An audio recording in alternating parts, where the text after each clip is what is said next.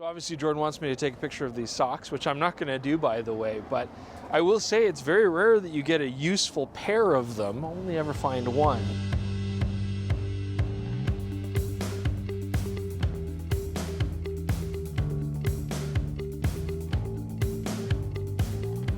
Welcome back, DPReview TV viewers. It's Chris Nicholas here, and I've got my hands on a brand new Sony G Master 14mm 1.8. Now, today's going to be a little bit of a longer video for you guys today because although we are doing our standard sort of lens test, we want to give you guys a little bit more here in this video and take this lens out with our friend Vladimir Kabanov. He's a very ardent astrophotographer, and that's exactly what this lens is perfect for. Now, we're really lucky to have Vladimir's help, and it works out very well because he also shoots on a Sony A7R IV. That's what I'm testing here on this lens today, and that means you guys are going to get a side-by-side comparison because he uses a very popular Sigma 14mm 1.8, basically the exact counterpart to this lens. But this Sigma is a beast. It's well over 1,200 grams. I mean, that's over half a noct. This lens here is around 460 grams approximately, almost a third of the weight, okay? So one of these lenses in the hand is worth 3 of his Sigmas in the bush. And if you don't think that's a big deal, then you're just talking through your hat. Now, like many other 14mm lenses, this does have a fixed lens hood, so no filters going in the front. You can cut them in the rear. We're going to talk about that in just a bit. But this is a Sony G Master lens, so it is very well built. Got a nice aperture ring here. You do have the auto setting, and you can, of course, turn the click on or off. We have the customizable button here as well, and a nicely dampened manual focus ring. Now, because it's a G Master, we expect this thing to be weather resistant. That's what they're saying in the presentation. I don't know if it's as well weather sealed as the other bigger G Masters, but regardless, it does feel like a well-built lens.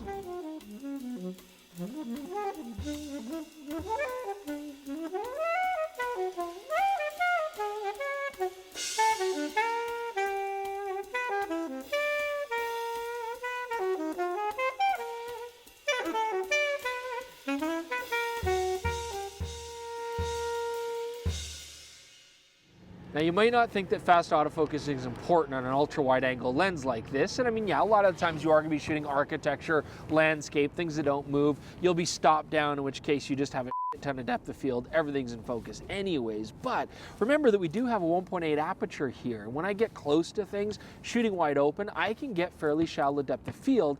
And that's where the autofocus might be important to you. Regardless, you have twin linear motors in this lens. They drive the elements incredibly fast. They're very silent, and overall the focusing experience on this lens is seamless.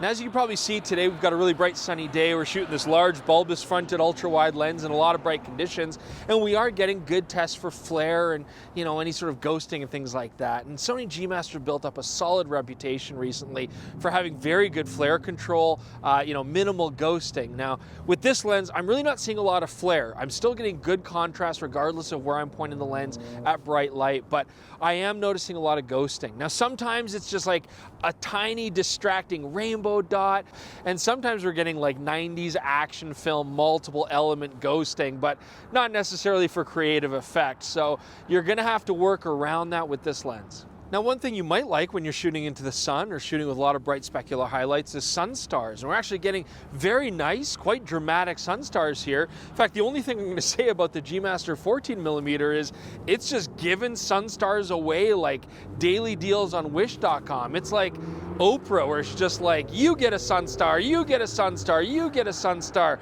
Because whether I shoot this thing at f4, I get sunstars. F11, sunstars. F16, obviously, sunstars. And they just get more dramatic the more you stop down. But I think hopefully you just really love sunstars. Now, Sony G Masters have also built up a reputation for having very good control of bokeh, that longitudinal chromatic aberration where you get that color fringing in the foreground and background out of focus. You can see here in our samples, also very well corrected, minimal bokeh, nothing I'd really worry about. Now, like many ultra-wide lenses that have these fixed hoods in the front, you can't screw filters into them. But because this is a fairly compact front element, I would probably still try to use something like a 4-inch 100mm filter handheld in front of there, or with a holder that clamps on the outside. I think that would work quite well. But you can, of course, also cut out optical gel filters and slot them in the back of the lens. Now, Sony's nice because they do give you a template so you can cut them out properly. This isn't optical gel by any standard, but we're just using this for demonstration demonstration purposes, but you can see it does make a nice handy little filter that you can slide in. And of course, this is going to be very useful if you want to use NDs, for example, to do long exposures for landscape photography, or if you just want to keep your shutter speeds where they're supposed to be for video. And on the topic of video, let's talk to Jordan next. So let's talk about using this lens for video, and really the biggest attribute is it's small and light enough that you can use it on a gimbal like we're doing right now. As well, because it has those dual linear motors, performance on it is actually really nice. So you can just throw this on a gimbal or Steadicam, walk around, it'll do a great job following your subject. Now, we've had some issues with a lot of the Sony G Master primes recently in terms of breathing. This lens does exhibit a little bit of it, but it's nowhere near as strong as what we saw in the 35 and the 50mm. This is just a great little video lens. All right, so one long drive later, we're now down here in Running Stone Provincial Park, and we're joined by Vladimir Kabanov. Thank you so much for joining us. Thanks very much, Chris. It's my pleasure. Now, Vlad's going to be our guide around this area. He shot here during the daytime, but this is a first for you to do astrophotography. Absolutely. This has been on my list to come back to for astro shots for a long time. Well, here's the brand new G Master 14mm. Quite a bit smaller. Wow. Yeah, that is a lot smaller than my Sigma over there. So I'm very excited to shoot with this lens. Yeah, we're going to see how these two compare, but you know, we've got just enough light to do our intro, but still way too much light for astrophotography. Absolutely. So scout the area, wait for it to get dark, and then we'll start shooting.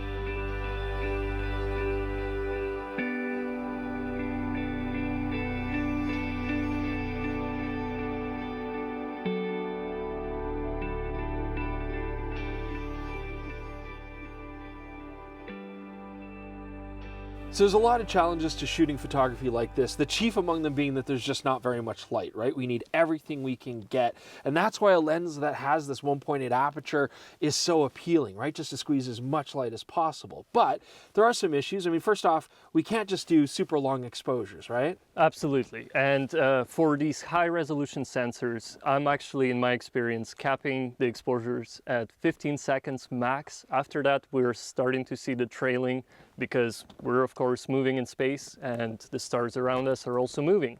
Right. So that's one issue. We can't go too long there. That means that we're going to be cranking up our ISO, and of course that's going to be detrimental to our image quality. So having that wide aperture 1.8 is going to help, but just because a lens says it shoots 1.8 doesn't necessarily mean it's good there, right? I mean, that's technically where a lot of lenses are going to do their worst work. Yeah, Chris, so Sigma is a great lens, but to me, it's a great f2.8 lens. I don't really like shooting it at f1.8 because the resolution just leaves more to be desired. And also, more importantly for astrophotography, is the fact that there is a lot of coma in the corners, and that's something you cannot fix in post-processing. So if I can get similar results to what Sigma gives me at 2.8 with Sony at f1.8, that means I can cut my ISO in half or even more. So Vlad, we're gonna do a couple different things here tonight, right? Yep. Like, I'm just gonna be playing with this Sony lens, getting some tests. I'm just gonna do single exposures, right? Shoot them probably wide open so that you guys just see the lens and its issues and deficiencies and characteristics at 1.8. But you normally stack a lot of photos, right? Absolutely. So I'll be switching between the new Sony lens and my own Sigma lens. I'm going to do an image stack in order to reduce the noise and really, bring out all the detail that's hidden in these files.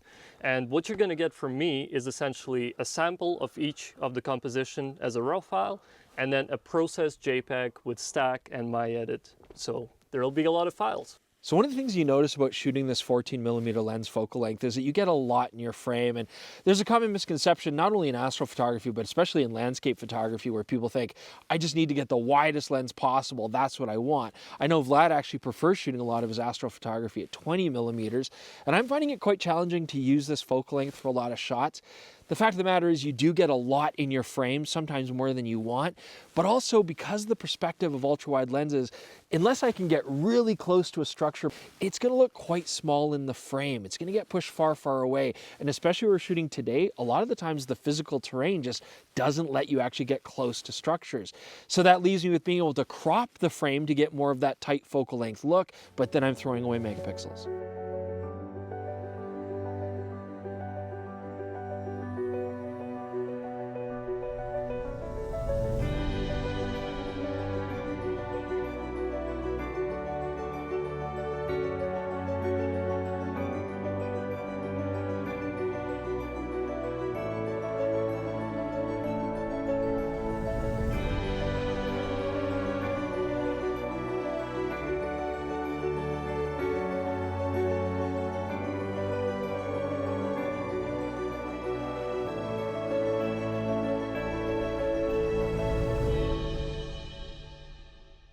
Okay, Vlad, so you've been doing a lot of side-by-side tests tonight, shooting wide open. We know your Sigma has coma at 1.8.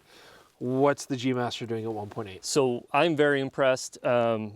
I cannot see any kind of wings around the stars in the corners, so it's very impressive. Totally usable at 1.8 from that regard. Very cool. I mean, really, I think the only thing we kind of noticed, because again, this is stuff that we can only tell looking on the EVF and on the back screen.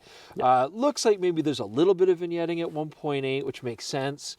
You know, there's going to be maybe some trade-off for the compact design, but overall, you're happy with this wide open? I'm very happy, yeah, and I'm excited to look at the final results after stacking, and we'll report back to you. Well, Vlad, thank you so much. It's been a fun experience, but it is a cold and very late in the morning experience as well. You bet. So, you know, why don't we take the long drive home, and you're going to do some post-processing, get these files through. I can't wait to see them, but yeah, thanks for helping us out tonight. Absolutely. It's my pleasure, guys.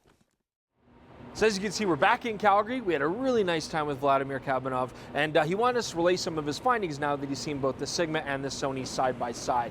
So first off, the Sony does have some coma wide open at 1.8, but it's very minimal. If you're pixel peeping, you'll see it. But in his words, if you know the Sigma was a 5 out of 10 for coma quality 1.8, then the Sony's a 9 out of 10. It really is a big improvement. However, we did find that the Sony did have more vignetting, and I've seen that too in some of the other shots that we took as well. It's not a major thing, but just keep that in mind.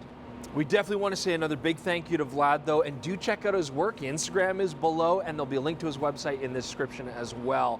Now, I don't know if Vlad's going to switch over to the Sony G Master from his Sigma, but I'm sure he's probably G Master curious right now. And I think, you know, looking at the files side by side, the Sony is a better astrophotography lens. So if you're kind of getting into that game and you're looking at both of these lenses, considering the compactness, the fact that they're basically the same price, and the results here, I think the Sony G Master would be the way to go.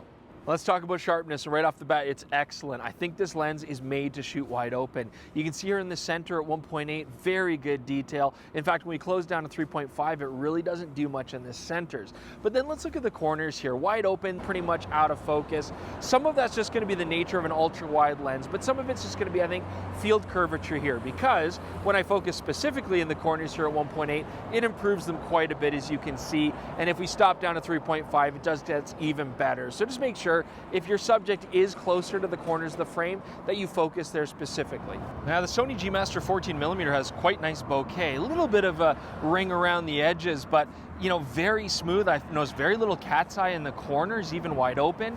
Round bokeh even when stopped down, and so overall actually really pleasing, even though this isn't a lens that you really focus on specular highlight bokeh with very much. Now I will say this, when I'm focusing on larger scenes like this rooftop and things go from out of focus to in focus, it does have a nice smooth transition. However, I did notice something that would happen sometimes when focusing on subjects closer. I would find that I'm getting quite thin depth of field just because it's a 1.8 lens, but where the transition goes from in focus to out of focus, it sometimes looked a little bit weird, almost like motion blur or smearing. And actually, Kerry Rose had another copy of his lens, and he noticed a similar effect in some cases. So it might just be something when you're focusing up close. I found when focusing far away, this lens was quite good. Overall though, what's not to like? I mean, we've got a G Master lens here, which isn't ridiculously expensive, which seems to be very sharp, very good wide open, has nice bokeh, and actually has reduced coma for astrophotography situations, but most importantly, in a very compact and lightweight design. For me, I think that's a big takeaway. Hopefully this video helps you guys decide if this lens is the right choice for you. Thanks so much for joining us. Please check out dpreview.com, and of course we'll have links to our sample gallery in the comments below. Thanks again to Vlad, and thanks to you guys for watching another episode of Deep Your View TV.